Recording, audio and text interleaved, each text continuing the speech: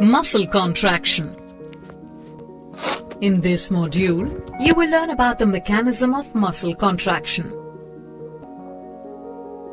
All our body movements, such as walking and running, are possible due to the presence of muscles inside the body. You already know that myofibril, that is, the simplest unit of muscle, contains contractile proteins that help in the contraction of muscles and thus in body movements.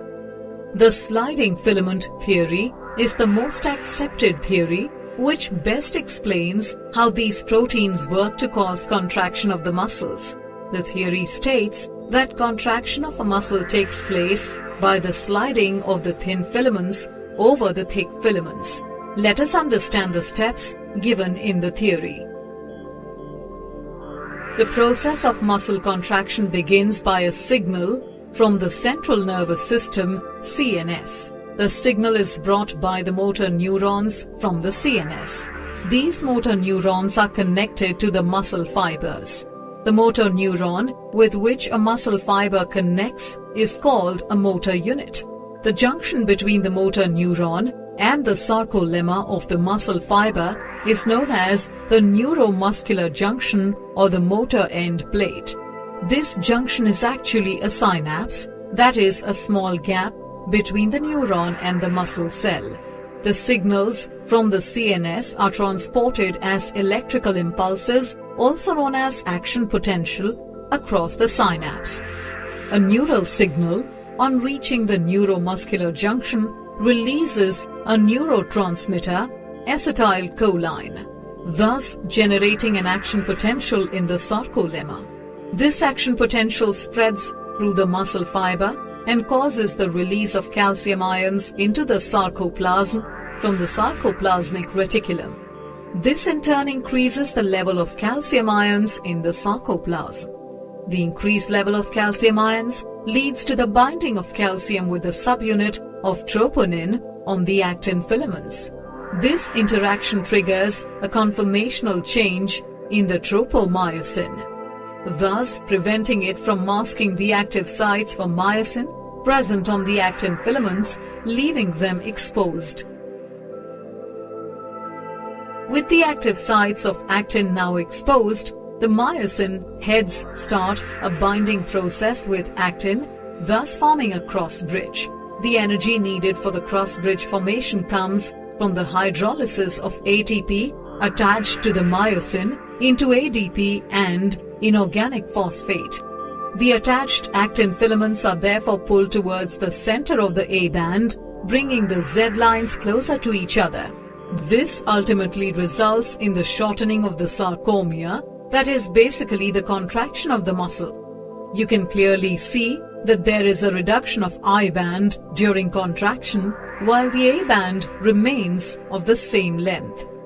ADP and inorganic phosphate are released during the shortening, thus binding the myosin head to the actin tightly.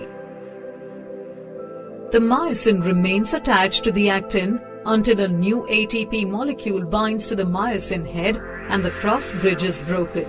The ATP is again hydrolyzed by the ATPase found on the myosin head, and the cycle of the cross bridge formation and breakage is repeated, causing further sliding.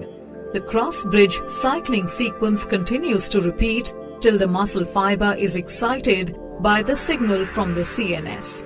As the signal stops, no further release of calcium ions from the sarcoplasmic reticulum occurs. This enables the pumping back of calcium ions from the sarcoplasm back into the sarcoplasmic reticulum. This pumping back of calcium ions results in the masking of active sites on the actin filaments.